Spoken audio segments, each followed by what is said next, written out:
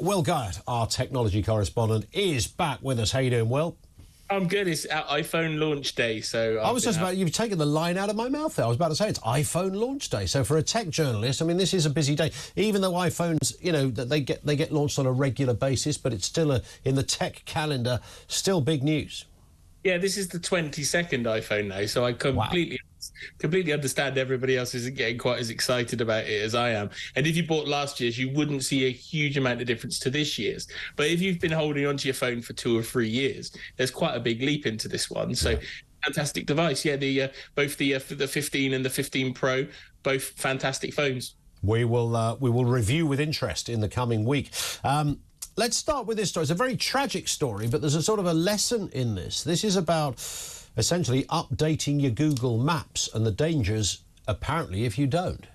Yeah, this is relying on Google Maps. And unfortunately, yes, it's a tragic and timely reminder as a man drove an unfamiliar road in the US and went over a bridge that had collapsed in 2013 and hadn't been updated on Google Maps. Now, you can suggest it's Google's fault, or you could suggest it's whoever provides mapping data and information to companies like Google. But it is a tragedy because this guy was in an area he didn't know. The weather was bad. He was trying to get home and he took to a bridge and didn't realize the bridge had been broken and been closed for almost a decade. So, I mean, there's always going to be, whenever we talk about sat-nav stories, you know, the idea, the driver is still part of the equation, of course. You know, it is, the sat-nav is an assistance, but you don't just sit back and rely on it. You have to do your bit too. Yeah, exactly. And I always remember the time I helped with there was a small windy road in a town near where I used to live, and I used to write for a local newspaper. I wrote about Google Translate. A gentleman stopped a Polish lorry driver who got very stuck down there and helped him via the use of Google Translate because he'd also followed Google Maps. So it happens all the time. It's a tragic case. This, some people just follow Google Maps and, you know, almost drive into a field because the phone's told them. But on this occasion, I feel great sympathy for the man and his family, for the man's family, because he was in an area he didn't know. That bridge had collapsed almost 10 years ago, and it was still showing in Google Maps as a live route. But you'd think there might be, when you got, I mean, if it was dark, I don't know, and the weather was bad, maybe there was no obvious sign that it was closed. But, you know, usually when something's closed, there is some kind of tape up or a sign or something. You'd have to question what on earth had happened for a bridge which had essentially collapsed to have not been noted or warned on the side of the road. What's more concerning here, though, is that the local residents and the local council claim they tried on a number of occasions to communicate this to Google. Now, Google probably said, look, we don't accept this information. You need to go via a different route. But the information never got onto the sat-navs and mapping services. Let's move to Elon Musk. Now, one of the many things I'm intrigued... We always mention Elon Musk. We should almost have a special jingle for this particular part of the programme, Will. But one of the many things I find interesting is that Elon Musk is seen as this kind of outrider of the establishment by superfans. And we know this because whenever you have a pop at him, you get a load of kind of musky, kind of almost QAnon characters who are like, how dare you attack Elon Musk? I don't know why he has protection from some people, why you're attacking Elon Musk, but I think some people have run away with the idea that he's pro-free speech and he's allowed some accounts to go back onto Twitter, which some people don't think should have gone. I think it might just be based on that, which is a nonsense, anti-intellectual way to look at Elon Musk. I have huge admiration for the man as a businessman, but the idea that he's not establishing or he's not part of, you know, what's going on, that he's somehow one of the suspicious people on the peripheries who's warning against, I don't know, globalisation or something like those kind of phrases that get used, is a nonsense. You know, if anyone is going to implant a chip into your brain, which is all part and parcel of that narrative that people worry about, then it's going to be Elon Musk, right? Exactly, and I think the word you're looking for all those people that attack me on social media are idiots.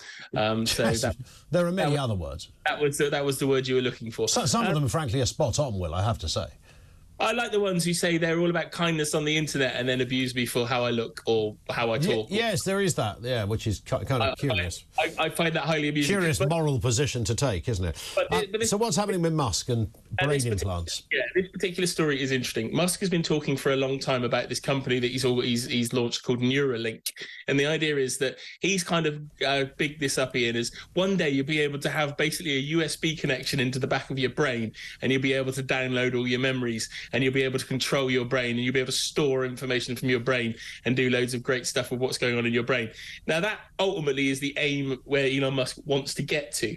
But the company has been talking about tests in human beings for this computer chip that integrates with the brain for a while. And they've now got approval in the US to do a 6-year study, and they're looking for people who are quadriplegic, so can't move their arms or their legs. And what they want to do is implant this computer chip into their brains and test their ability to control a cursor on the screen and be able to type words and letters just by thinking. That's what they want to do with this first actual 6-year test, and they're looking for suitable candidates in the US for this particular project now. So whether we get from the stage of being able to really help people who are paralyzed with their ability to communicate to effectively all having a USB connector in the back of our brains to download all of our thoughts and memories, remains to be seen. But this is a business where, you know, you've got the hubris and hyperbole of Elon Musk at the front of it, but you've actually got some sort of serious science going on behind it, and they want to see if this kind of brain link works. Yeah, and of course nobody is going to dispute any advancement that's going to help somebody with a disability. And if technology,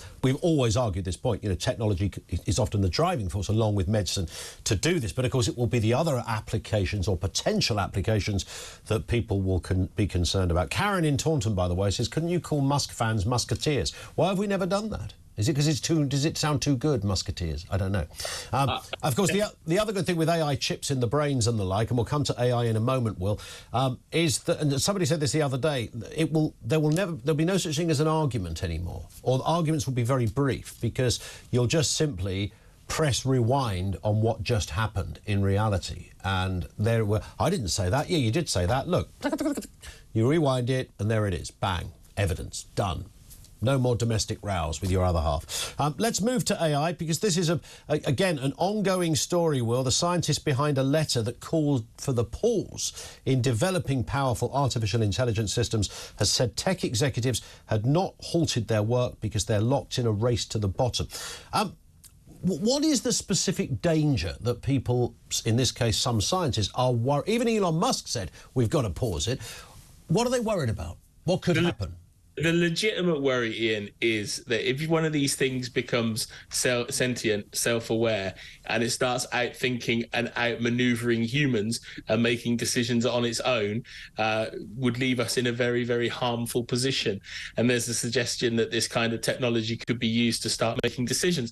I've said this to you before. If you tell artificial intelligence currently, how do you solve the climate crisis? They'll tell you eradicate human beings, because human beings have caused the climate crisis. That's the kind of route one, end of this sort of end of the scale concern when it comes to this sort of technology. And it's about this kind of artificial intelligence outmaneuvering and outthinking human beings on the basis that no controls have been put in place, and all of these companies are racing to try and make the best, most powerful piece of artificial intelligence. Without, now, of course, individually they would all say, no, of course we're aware of that potential. What is fascinating about this, given that that is the possible upshot of what could happen, which would be, you know, something, you know, we often use the phrase, it's like something out of a sci-fi movie. I mean, it would be just that. So we would have a system that is superior to humans in thinking and able to make decisions and therefore combat or subjugate or, you know, in some way take over what we're doing. You might, if the fact that these scientists, not conspiracy theory, scientists are warning against this, suggests that this is a genuine possibility if not kept in check. Yeah, 100%. We're short of time. That is absolutely the case. At the worst possible level, this is what could happen if these checks and balances aren't put in place, and these people just blindly go at trying to make the cleverest, most advanced piece of artificial intelligence and machine learning and algorithms and everything. If they do it quickly without control, checks and balances, it could be brainier than us, and we won't be able to switch it off. We'll be able to switch you off, though, Will, won't we? You know, whether you've got the brain implant or not. We will watch with interest. Will Guyatt, brilliant stuff. Thank you. Our technology correspondent with us here on Talk TV.